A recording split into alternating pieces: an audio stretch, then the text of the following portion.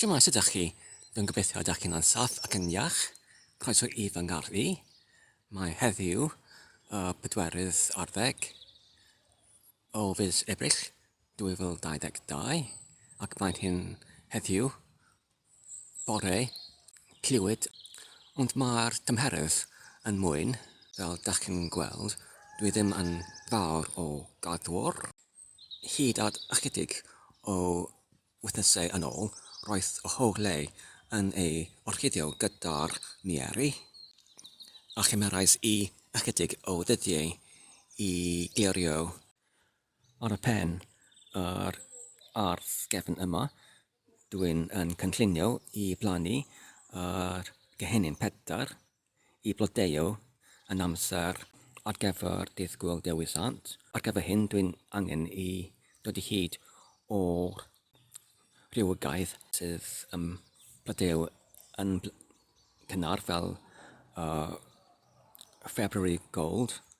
Ond cyn hynny, cyn eu plannu nhw yn yr pridd, fydd angen I torri y glaswellt o gwmpas fel yma.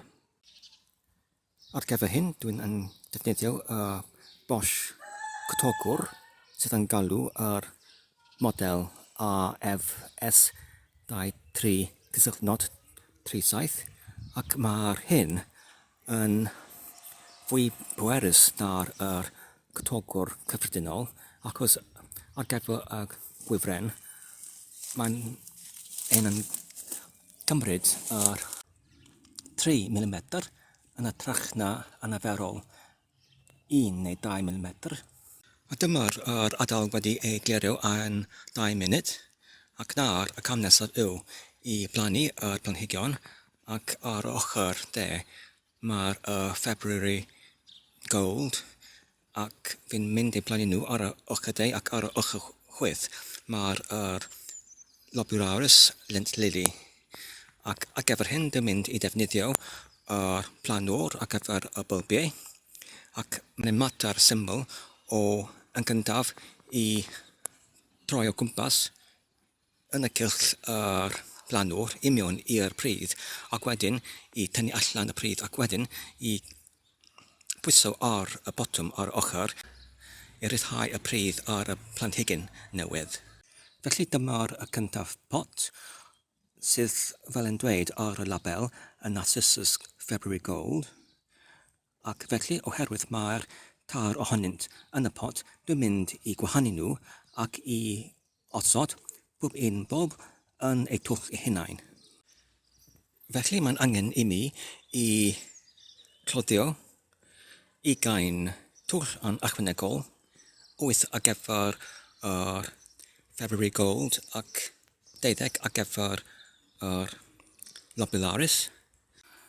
Felly gyda'r nŵr neu cloddwr ar gyfer y bylbiau mae'n mater yn syml o angen I troi y planwr hwn o gwmpas yn y cylch fel hyn